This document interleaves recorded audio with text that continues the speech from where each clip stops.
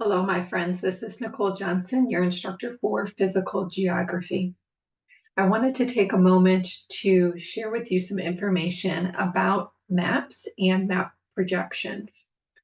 And since we were going to be looking at a lot of maps, analyzing a lot of maps, and really digging deep into the information that is provided on a map in this course, I thought it was important to really describe what a map is and define that. And so a map is essentially a flat geographic representation of the Earth.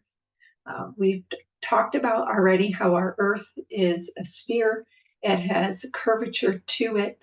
And so when we essentially convert a 3D to a 2D, we're going from a sphere to a flat map. And so that is what a map is, that flat geographical representation. And of course, maps are used to display a lot of information, physical information, political information, cultural aspects of our environment. The list can go on and on. And later this week, I'm going to share with you all the different types of maps that we can utilize. Cartography is the field of map making. It is the science and the art of map making. And actually, to add to that, it's not just the art and the science, but it's also the technology of making maps together with their scientific documents and their work of art. And a cartographer is a professional map maker. And so, if this is a field that interests you, there are professions and jobs and individuals that have made a living and a career out of making maps. A lot of that has to do with technology now and making those maps available in all different platforms. Sorry, I wanted to also note to you that the word cartography literally means to draw a map. And so drawing a map, and again, drawing a map now with all the technology is a little different than what drawing a map was years ago, using, a drafting table with tools and many people still utilize that today, but it's evolved with its technology, and a lot of the map making is done using the computer and different tools that we have available now with the emergence of technology in the field of cartography. When we look at maps, they are made for a reason. So every single map that you look at, I want you to understand and to know that they are made to convey some idea or a theme. And oftentimes, when you look at a map, it has a title, and that title is typically indicative of that idea of theme that the map wants to convey. And again, when we're looking at these flat maps, we are essentially navigating from a 3D or three-dimensional Earth to a 2D or two-dimensional surface. And so when we move from 3D to 2D, there's going to be some limitations. There's going to be distortions. And those distortions can come in a lot of different areas.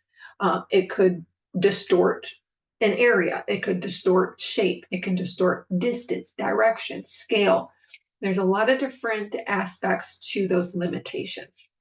And when a flat map is used to represent all or part of our curved surface, we refer to that as a map projection. And so I want to go through some of the common map projections that we have. And so again, it is almost impossible, very difficult to represent the entire Earth in all accuracy on a flat map.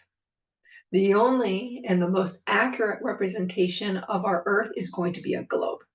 And when we move to those flat maps, then we know that distortion is inevitable. And it's more than likely going to take the form of either shape or size, but there's also additional limitations that we will have to look at when we are viewing the different map projections.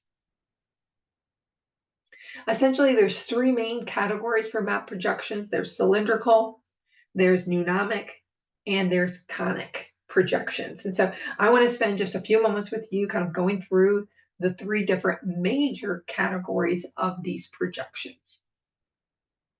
In addition to the major categories, there's also a couple different kinds of projections. So each projection is going to present a location, and oftentimes these locations are going to have distortions, and they're going to be presented in different ways. And when we look at those distortions, they are either going to preserve shape or size, but it's very difficult to preserve both of those. And so the two major kinds of projections that we have are either conformal, which is true shape, or equivalent, which is true size. And so we have three major categories, and then within those categories, oftentimes we want to take a look, is it preserving its shape or is it preserving its size? And it's, like I said, it's very difficult to preserve both of those on a flat surface. The most common conformal projection is the Mercator projection. And when we're looking at that Mercator projection, not only is it conformal, but it's also a cylindrical map projection. And a cylindrical map projection involves wrapping a cylinder. So you can look at this red line. So you're essentially wrapping a cylinder around the Earth, touching it at the equator, or it could also touch it along another standard line and projecting the Earth's surface onto that cylinder. So that is what a cylindrical map projection is and how it is made. Now, strangely enough, when you take a look at this cylindrical map projection, much like the Mercator or the Miller, which are excellent examples of a cylindrical map projection, oftentimes they inflate the Arctic. In addition to that, I always thought it was a little ironic that they are called cylindrical map projections, but oftentimes these projections are characterized, and we see a lot of these projections used as wall maps. And so they are essentially rectangles. So you can see this map right here being a rectangle, but they're called cylindrical because they can be rolled up and their edges mapped in a tube or a cylindrical shape. Now, of course, there's advantages and disadvantages to all map projections. One of those advantages for the cylindrical map projection is that the area near the equator are going to be preserved. So those areas that are located along that equator are going to be preserved the most. It's used for navigation, but it does distort size and distance. And of that size and distance is severely distorted at the poles. So if you look to the south of this example here, Antarctica, severely distorted. And this is the Mercator projection that you are seeing on your screen right now. It is conformal. Conformal meaning that it is preserving the shape. And so it's maintaining its shape at the expense of size. So when we're looking at this kind of map projection, we want to look at some of the lines, the grids that are on the map itself. And you can see that they have straight coordinate lines. So our meridians are straight, and so are our parallel. So our latitude and our longitude lines are both straight, creating right angles. So wherever I'm at on this map, the latitude and longitude, the grid lines are creating right angles. We also want to take note that our meridians, so those longitude lines, the ones that are running up and down from the top of the page to the bottom of the page, are equally spaced apart. So if you look at those meridians, they're equally spaced apart, but this is not true for latitude lines. So if we're looking close to the equator, you can see how they are spaced. And the further you get away from the equator and closer to the poles, you can see that the distance between those latitude lines are going to increase.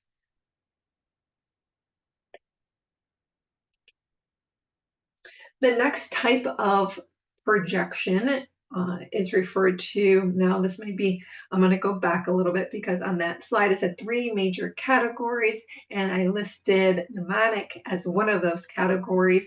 That is an example of an azimuthal map projection along with stereographic and orthographic. Now, of course, this type of projection here essentially is created because there's a flat piece of paper that touches the globe at one distinct point. And most often, or most common, that point of contact is going to be the North Pole. Now, it does have some advantages. It also has disadvantages. And one of the advantages is that it projects great circles at straight lines. However, it does have some disadvantages with some distortions taking effect in shape, area, distance. Distortions are going to increase with the distance from the center of the map. So the further you go out from the distance from the center of the map, these distortions are going to increase. The last category is our cone or conic map projection. Now, some examples of this would be our Albert's equal area or Lambert conformal. It has advantages and disadvantages. One of the advantages is that scale is preserved. A disadvantage, however, is because it is created when you place a cone on the earth and you unwrap it. This is what results in this type of projection.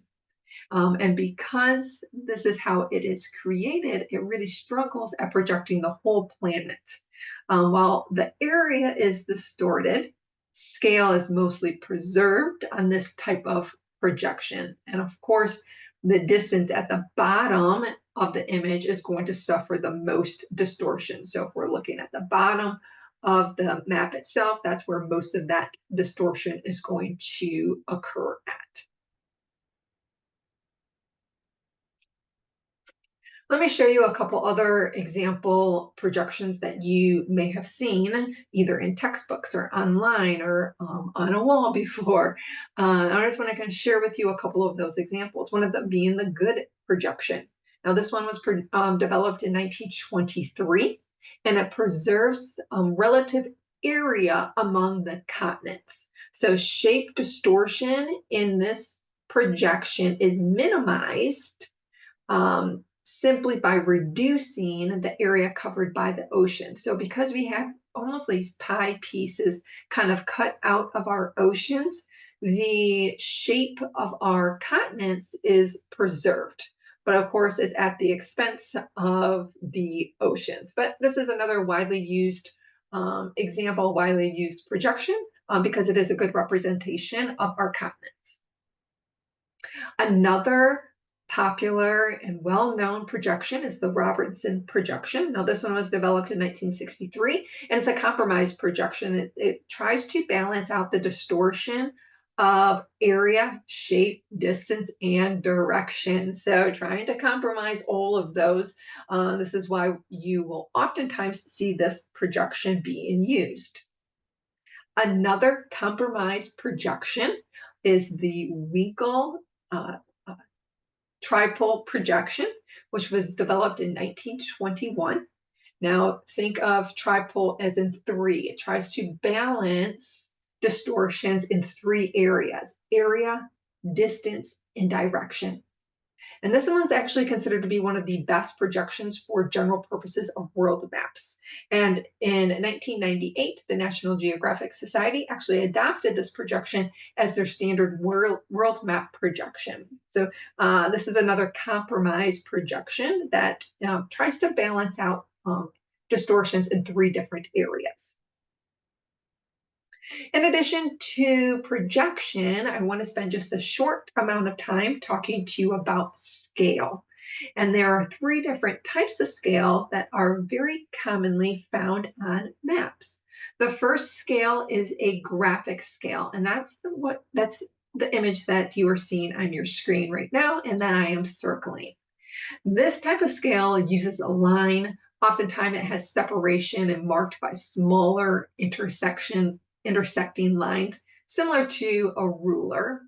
And when we're looking at this type of map, or excuse me, this type of scale, We can measure distances between two objects on a map. So if I was going to measure maybe a distance between the city of Lansing and the city of Flint on a flat map, I could use this graphic scale. And then I could refer to that graphic scale to easily calculate the actual distance between those same items in the real world. And so graphic scales have many benefits to it. First and foremost, it's straightforward, easy to use to determine. In addition to that, if the map was enlarged or decreased, the scale would also be enlarged or reduced, meaning that it's still accurate.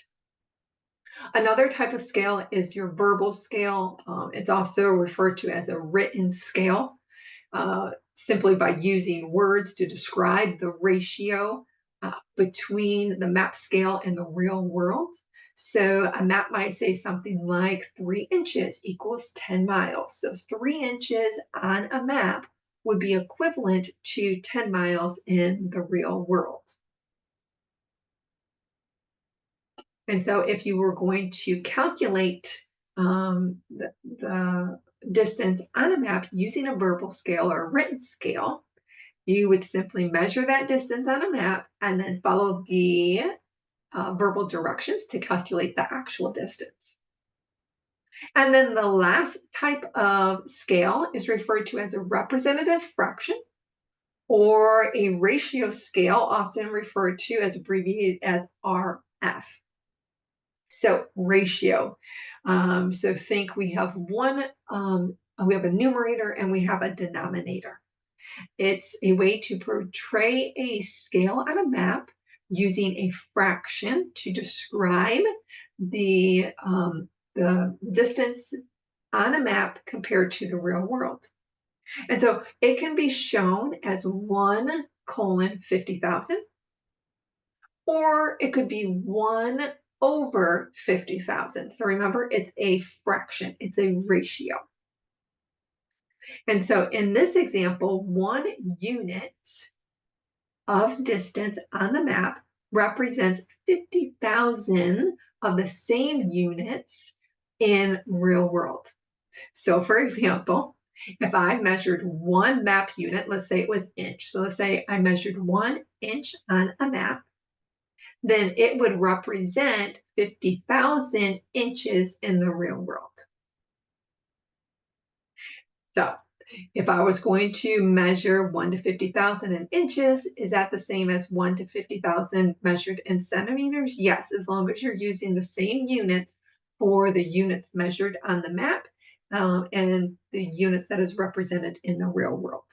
So the distance of the ratio that exists between the features on the map and the real world.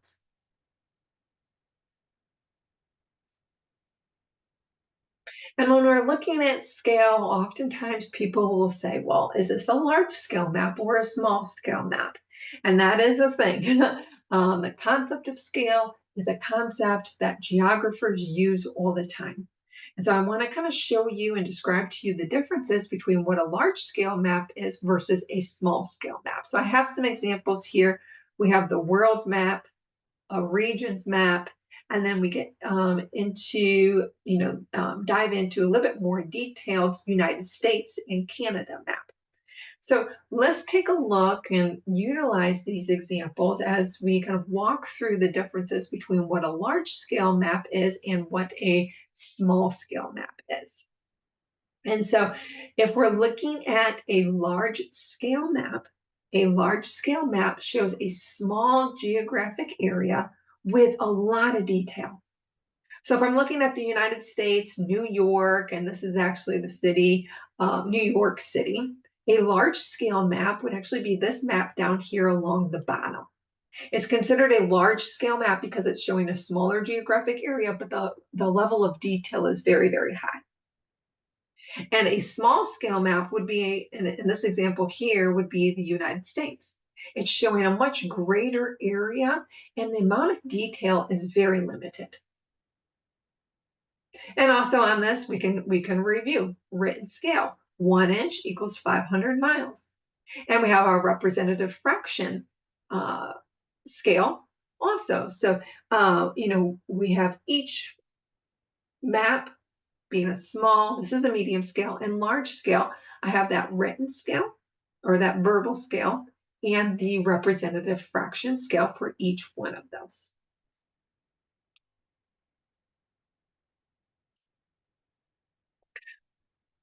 And that's what we're going to conclude. We're going to stop here today, talking about map projections and map scales. In the next video, I'm going to kind of walk you through and describe and introduce to you is looking at the different types of maps and more specifically looking at elevation and a topographic map. If you have questions, happy to answer them. Please reach out to me.